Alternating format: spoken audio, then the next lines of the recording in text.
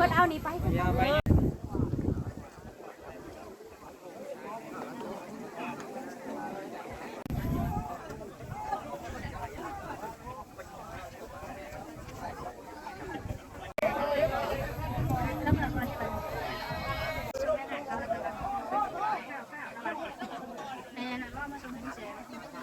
อย่างนะมันเห็น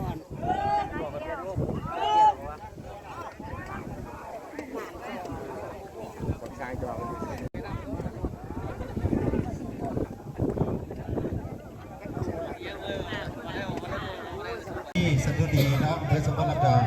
เพื่อเอาไปอะไรกับแม่เนาะเสียงไทยทุกไทยยังทั้งสามเณรอาจจะสั้นกับใน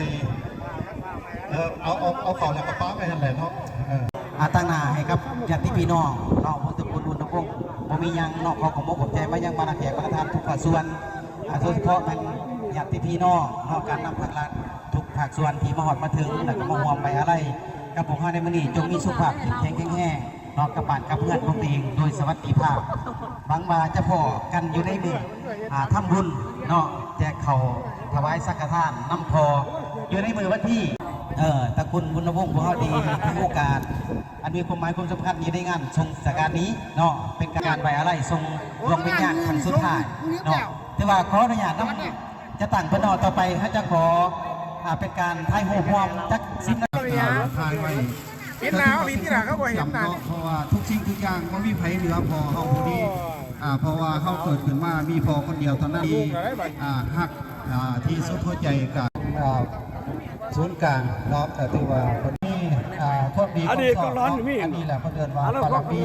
เพราะว่าเป็นคนที่เพิ่นให้ทุกสิ่งทุกอย่างก็ได้ให้เงินเพิ่นก็ให้ไปนี้กับผู้ขาต่างหน้าถือว่าได้ไม่นาทีซับเปลือเนาะ51นะแต่ที่ว่าเพิ่นกลับไปแล้วไปเขาโดนโอตัสสะภะคะวะโตอะระหะโตสัมมาสัมพุทธัสสะนะโมตัสสะขะลาอุปะทวายะธรรมเมนะโอปัจจิตาวะเนนะจันติตะสัมพุทธัสสะโมสุโขไม่ข่าวมั้ยเอาไฟมั้ยเอาตาสังขาราอุปัทวายาธรรมิโนอุปสิตวานิโรสันติเตสังวัจรังกุศลังเจตังอุปนังโหติสัมมานาสังสังฆตังยังนัสธรรมาลัมนังวายังวาปนันลภาตัสเมสเมอากาสินาญาติเมตาสกาจเมเปตา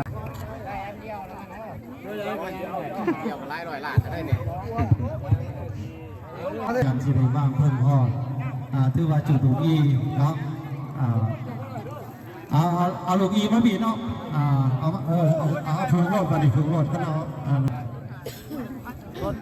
โดยยุหันก็ได้อาจารย์ยุเรียบเพราะว่าเขาหน่อยผูกอยู่เพิ่มพอเป็นยังก็ได้